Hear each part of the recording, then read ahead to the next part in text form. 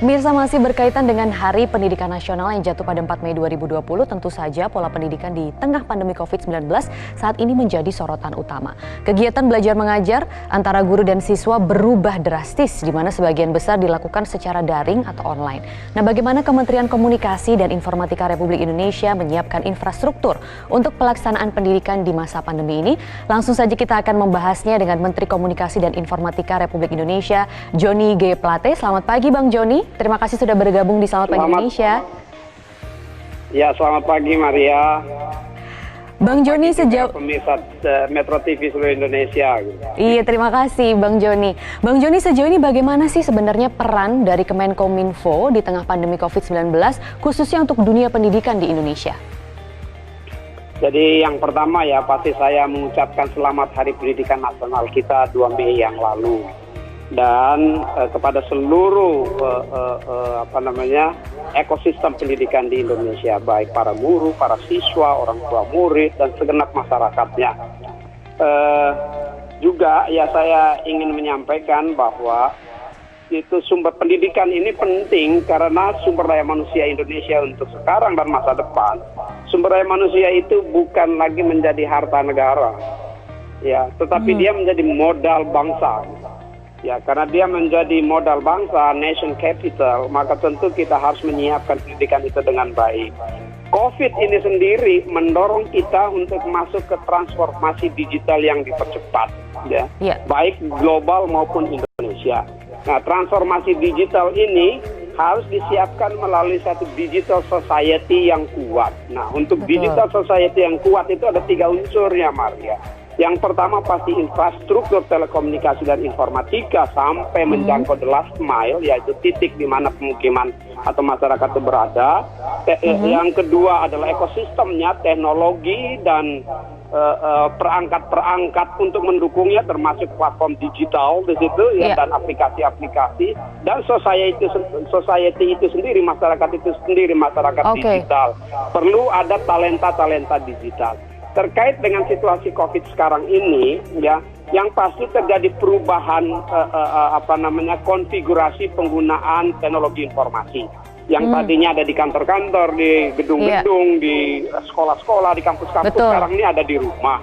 Makanya harus disiapkan lagi. Itu tidak serta-merta harus dideploy atau digelar infrastruktur yang mendekat wilayah perumahan. Itu kalau kota-kota.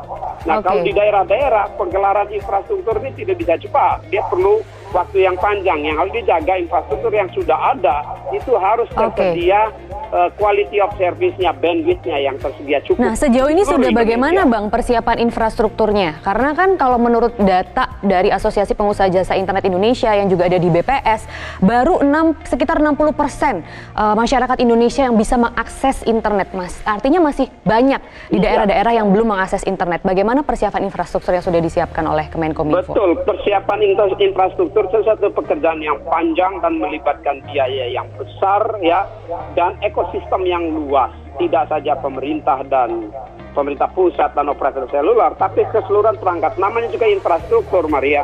Dia sama seperti infrastruktur irigasi misalnya. Ya, kita tidak saja menyediakan bendungan, ya, tidak saja menyediakan saluran utama, tapi harus menyediakan saluran sampai yang paling kecil hingga air ada di sawah misalnya. Walaupun semuanya disiapkan, tapi kalau air tidak masuk di sawah, ya nggak bisa menanam padi dengan hasil yang baik. Nah, demikian pula infrastruktur telekomunikasi, ya, backbone-nya sudah disediakan, tetapi yang harus ditambah adalah jaringan-jaringan lanjutannya sampai di masyarakat yang disebut dengan the last mile. Baik yang di darat dan di laut, yang namanya fixed broadband, maupun yang dari udara, yang mobile broadband seperti satelit. Ini Indonesia butuh banyak sekali. Ya, untuk masih perlu banyak sekali dan perlu dilakukan. Tetapi saat ini kan nggak bisa itu disediakan dalam waktu singkat. Kita harus mengoptimalisasikan, optimalkan, dan maksimalkan yang sudah ada sekarang. Ya, itu dengan memastikan ketersediaan jaringan di semua titik-titik yang sudah ada untuk bisa digunakan. Masalahnya rakyat di Indonesia ini ada 175 juta yang pengguna internet users. 175 juta ya, 64% dari penduduknya. Jadi itu sudah sangat besar sebetulnya. Ya, sudah sangat besar. Tetapi pengguna-pengguna ini kan belum tentu internetnya hadir di semua tempat. Karena mereka harus yang pertama ke titik-titik di mana ada sinyalnya. Betul, belum tentu stabil begitu ya, Bang? Ya. Belum tentu stabil. Nah, itu tugas operator seluler dan Kominfo untuk menjaga quality of service. Sejauh ini ada peningkatan secara nasional, peningkatan traffic data dan suara sekitar 10%. Tetapi itu masih cukup dijaga atau menggunakan bandwidth yang ada. Nah, bandwidth yang ada ini tentu tergantung wilayah-wilayahnya. Ada wilayah yang sangat padat, harus dijaga. Ada yang sangat lancar misalnya, itu juga dilihat. Jadi mengatur bandwidth-nya juga itu diatur dengan baik. Dan kami dari Kominfo memonitornya secara terus-menerus, karena tanpa tersedianya internet maka tentu work from home bekerja dari rumah, belajar dari rumah dan berdoa di rumah akan sulit gitu. Khususnya di wilayah-wilayah epicentrum.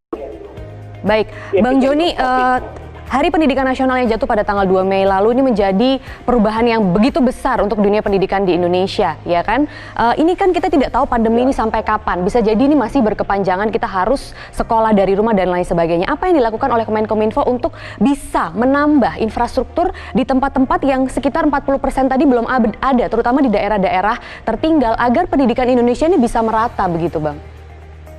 Ya, ini pasti kami sudah mempunyai program untuk the last mile, baik penggelaran fiber optik untuk menjangkau seluruh wilayah maupun untuk mempersiapkan yang namanya satelit. Saat ini sudah di dalam program kita, satelit multifungsi. Ya, satelit multifungsi. Tapi ini kan tidak bisa bulan depan jadinya. Ada tahapannya. Tapi itu semua sudah disiapkan. Namun, yang paling penting sekarang dari infrastruktur yang sudah ada ini, bagaimana itu dimaksimalkan pemanfaatannya.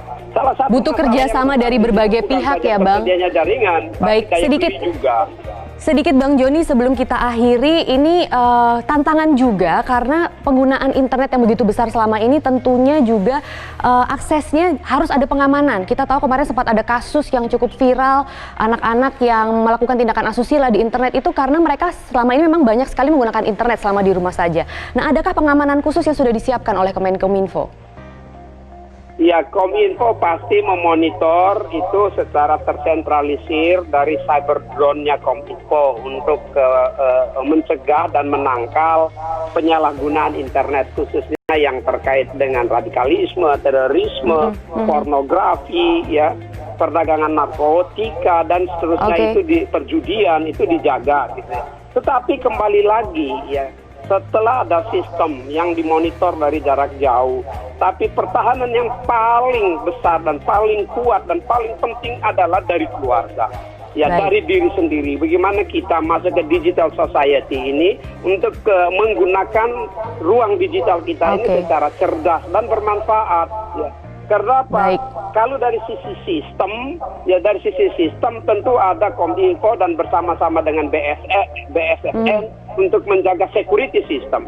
Tapi dari sisi pengguna, itu kedewasaan dan kecerdasan pengguna. Termasuk anak-anak kita, para pengguna mahasiswa-siswa, untuk menggunakan internet kita ini dengan cerdas untuk hal yang bermanfaat. Karena terima kasih, Bang Joni. Satu lagi, maaf Maria, karena yang namanya bandwidth itu bukan tidak terbatas, dia sangat terbatas karena digunakan dengan efisien. Baik, Bang Joni Plate, Menkominfo, terima kasih sudah memberikan keterangan di Selamat Pagi Indonesia kali ini, semoga bermanfaat. Dan pemirsa, kami masih akan kembali dengan sosok muslimah yang sudah tidak asing lagi siapa dia, sesaat lagi hanya di segmen Ramadan Muslimah Corner.